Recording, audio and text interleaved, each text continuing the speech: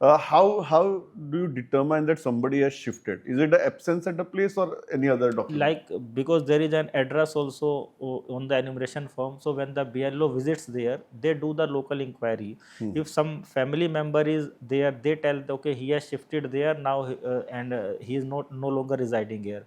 Though commission has authorized that any adult member of the family can fill the enumeration form on behalf of all the members of Yeah. the family also. So if somebody is temporarily away, then any adult member can sign on his behalf. But if somebody is permanent and Yeah. the present member who is available in Goa, he is not ready to sign on his behalf, Yeah. and the other guy is not available, in that case he will be marked as shifted. Like we had cases like I give you an example in Marmgaon, where Marmgaon Port Trust, Yeah.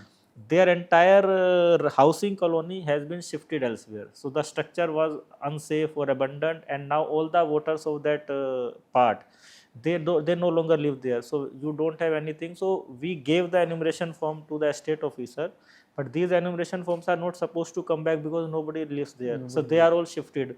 We know some have shifted in within the same AC, some have gone out of AC, some have even gone out of the state also. So they become shifted voter. In those cases, the onus of registering in the new AC where they now live is on the voter.